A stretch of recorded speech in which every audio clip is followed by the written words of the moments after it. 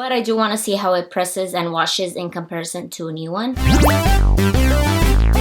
Hey guys, welcome back to my channel. So for today's video, I'm going to be comparing an old DTF transfer to a new DTF transfer. So both of these are from Ninja Transfers. So the old transfer I got made in November of 2023 and the new one I got made this year in March. So that's big of a time jump right there. Supposedly, DTF transfers do have a shelf life of about, I think it's a year. I honestly don't even know. So I was curious to put this to the test and see if that's actually true or not. So I had old DTF transfers that I came across and I was like, you know what? Let me do the same exact design and then compare them to see if having these stored away actually makes a difference or not. So you're supposed to store them away in a cool, dark place and they're supposed to be flat. I did store them in a cool, dark place, but I didn't store them flat. I had them rolled up in their original gang sheet. So we're gonna see if that actually makes a difference or not. I really think that these transfers are still gonna work. I feel like they're still fine. They look fine, but we're gonna have to see. So a few years back, Ninja Transfers just had their regular DTFs, but I think recently they did upgrade their regular DTF transfers and now they're called the Vivid AF DTF transfers. So I think those are meant to be like more brighter, more saturated. Supposedly more colored ink are used for these. So even though they both are from the same place, the new DTF transfers obviously got a little bit of an upgrade, so there might be a difference. But I do want to see how it presses and washes in comparison to a new one. So if you're curious to see how both of these compare, then let's get started.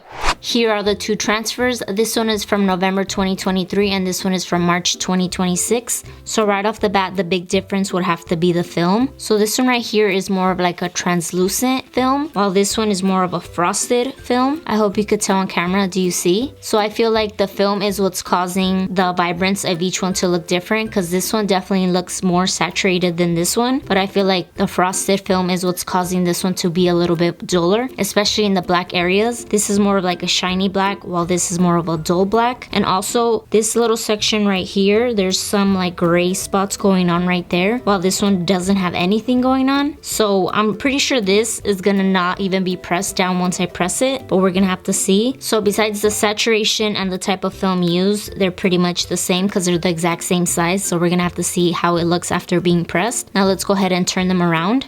So here we have the back, and right away you could tell that there's a difference. So this one right here does seem to have that white layer of ink over everything, while this one doesn't have it. Only the black sections do, because the middle section, as you can see, stands out way more than this one does. So I'm pretty sure there's still a white layer over it, but it must be a little bit different. Like I mentioned earlier, these are newer DTFs to them. They're called the Vivid AF ones. So maybe that has something to do with why the film is different and then this bottom layer is different. Who knows? Another thing that's different is that adhesive. So this one is definitely way more shiny than this one. Maybe this one is just becoming more duller as time goes on. We're gonna have to see. So now that we discussed the front and the back, let's go ahead and start pressing and see how these work out. I'm gonna put these on the same cotton t-shirt, so I'm gonna go ahead and prep my first t-shirt by using a lint roller and by preheating it.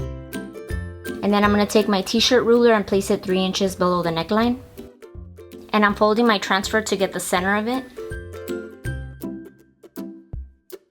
And I'm starting with the transfer from 2023, so I'm just gonna go ahead and place this one on my t-shirt. Once I have it where I want it, I'm gonna remove the t-shirt ruler. And both of these transfers have the same heat settings, so it's gonna be at 310 degrees Fahrenheit for 12 seconds. So I actually went back to my video from 2023 when I first used these, and it does say it's a cold peel. All right, let's just try it.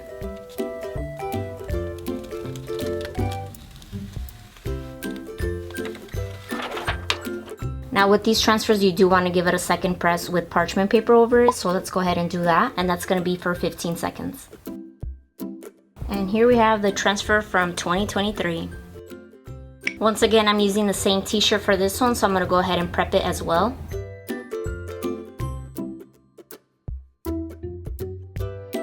So here we have the 2026 transfer, and this one is also going to be pressed at 310 degrees Fahrenheit for 12 seconds. So this one is the one where you wait a few seconds and then peel it. So let's see if that actually is gonna work for this one. All right, moment of truth, let's try. Damn, way easier. Oh my God. So definitely way faster than the previous one. So let's just go ahead and repress this one with the parchment paper over it. And here we have the 2026 transfer. So let's go ahead, put these side by side and compare them. And here we have them once again. This is the 2023 and the 2026. So both of these definitely press nicely. The edges on both of them are pressed down. There's no lifting, none of that. They both, I feel, sound the same.